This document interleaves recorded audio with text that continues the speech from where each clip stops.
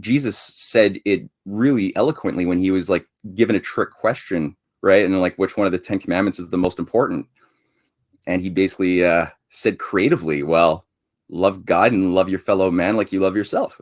And he didn't say any one of the 10 answers. He basically introduced not a negation, but now if you actually truly do love God and love your fellow man like you love yourself, and you live that way, all of those 10 things you will do intrinsically. It'll be implicit. You don't have to make it explicit anymore.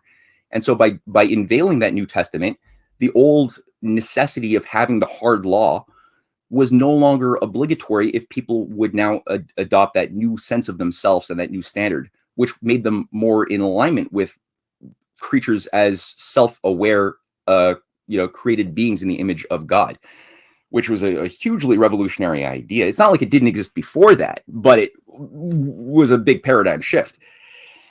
And you see this in various religions too.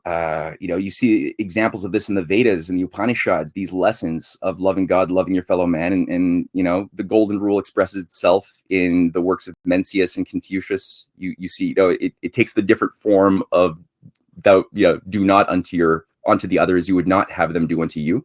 But it's essentially the same thing that expressed itself in its own way. As far as I know, I don't think that there was a communication between, Confucius and Mencius and Jesus, or it comes out in Socrates' words, or in Plato's words through Socrates, in various ways. But this is like a universal truth that everyone is sort of tapping into and tuning themselves to in time, whereas the oligarchical system is completely antithetical to that. Completely.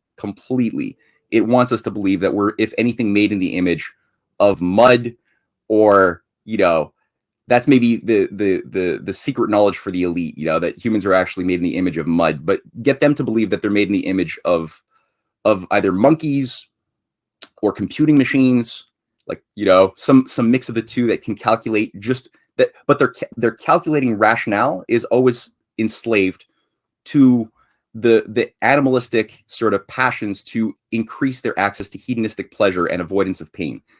And if you can program the system of humans to think in those terms, you're good. You don't have to do much input to keep them controlled. They'll control themselves. They will vote for another jackass that's going to enslave them. Even if you get rid of a corrupt jackass, they will clamor for more. Like Aldous Huxley even said in his Ultimate Revolution speech at Berkeley, the concentration camp of the mind in the future, when the social engineers that he's talking to at Berkeley, you little wannabe alphas, when you finally become the hegemons, and you're behind the scenes, we're going to create a situation where people are going to have a concentration camp without tears, and they will love their soma. They're going to love everything that is given to them, to the point that they'll fight to keep it. They'll fight to stay inside their cage.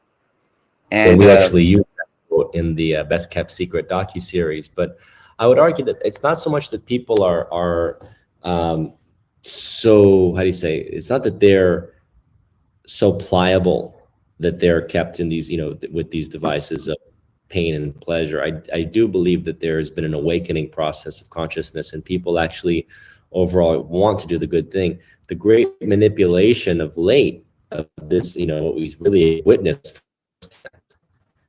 is what? It's the manipulation of people who want to do the good thing by forcing them into basically totalitarian circumstances, right? I mean, do the right thing, wear your mask, do the right thing, get your shot. I mean, it's very scary, actually. You think about how they're using this type of, Orwellian or even Machiavellian manipulation of truth itself, right? The idea that you're actually helping people by doing these things, which the supposition itself is flawed. You're not helping people by doing these things. Yeah. You're potentially harming yourself by doing these things, right? And it's like it's a continuation of this kind of principle, actually, that we see throughout all the totalitarian regimes, right? Because it preys upon the human desire to do good to each other, right? To be good to your neighbor.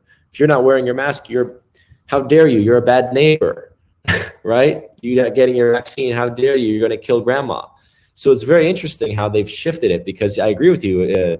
There was a time where they were playing on the hedonism of the reality TV culture But I feel like that time has passed, and what the social media has revealed more and more of is actually as a device, a tool for awakening.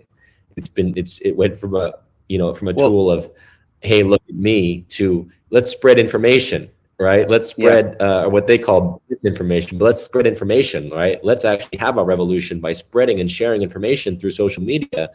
And so their only thing to counter that is to say, well, if you believe that, then you're selfish, because you're the selfish ones now. The unselfish ones are the ones who obey. If you obey your orders and you do as you're told, you serve the state, you're a good citizen.